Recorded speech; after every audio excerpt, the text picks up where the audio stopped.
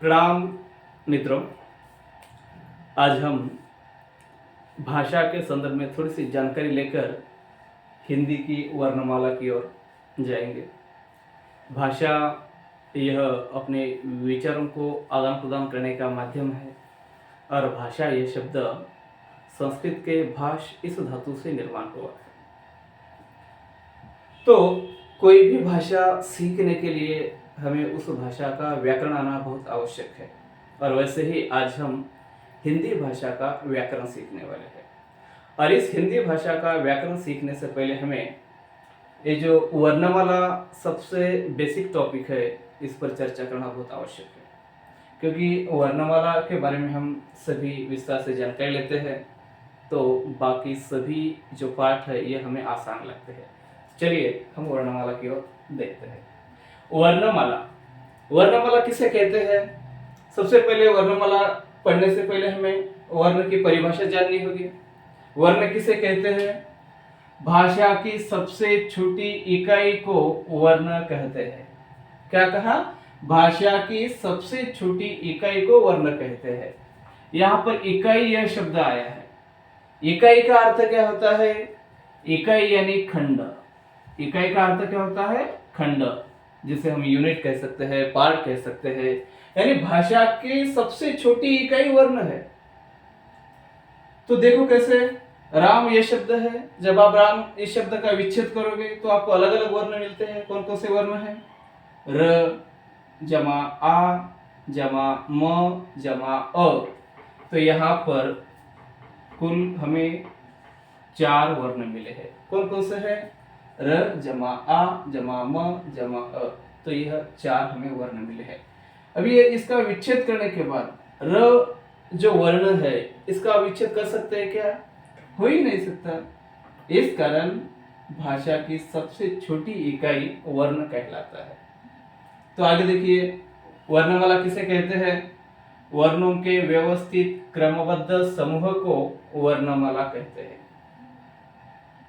वर्णों के व्यवस्थित और क्रमबद्ध समूह को वर्णमाला कहते हैं। और इसी हिंदी के वर्णमाला में लेखन के अनुसार, हमें लेखन का जो प्रकार है उसके अनुसार कुल 52 वर्ण है। हिंदी की वर्णमाला में लेखन प्रकार के अनुसार जो है यह कुल 52 वर्ण है।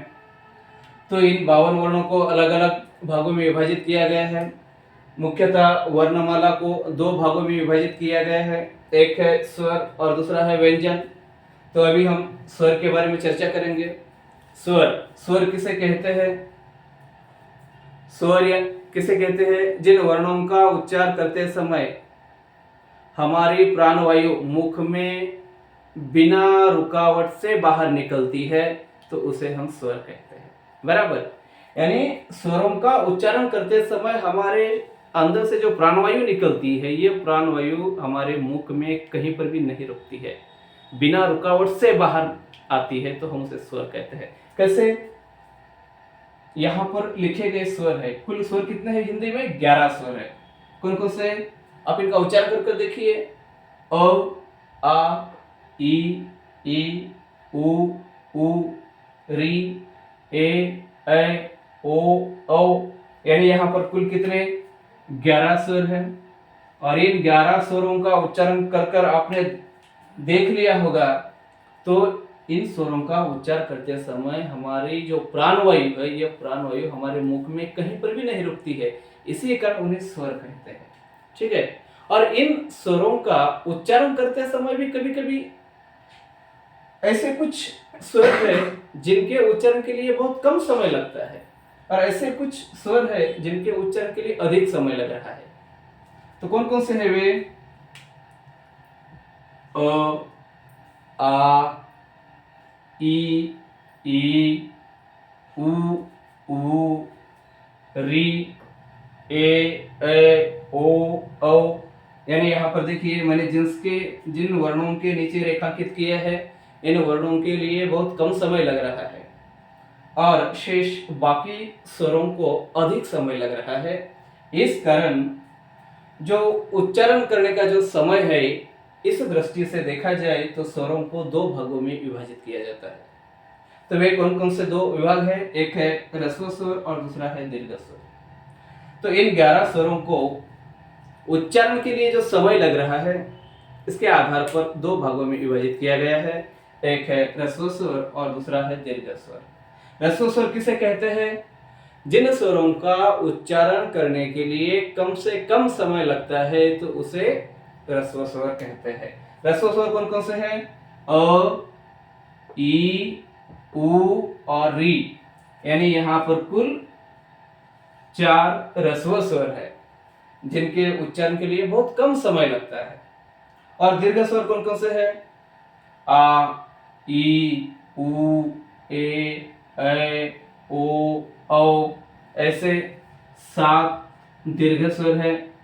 और दीर्घ स्वर की परिभाषा हम ऐसे कर सकते हैं, जिन स्वरों के उच्चारण के लिए ह्रस्व स्वरों से दुगुना समय लगे उन्हें दीर्घ स्वर कहते हैं। दीर्घ स्वर क्यों कहा जाता है? क्योंकि उनके उच्चारण के लिए ह्रस्व स्वरों से दुगुना समय लग रहा है, इस कारण उन्हें दीर्घ स्वर कहते हैं।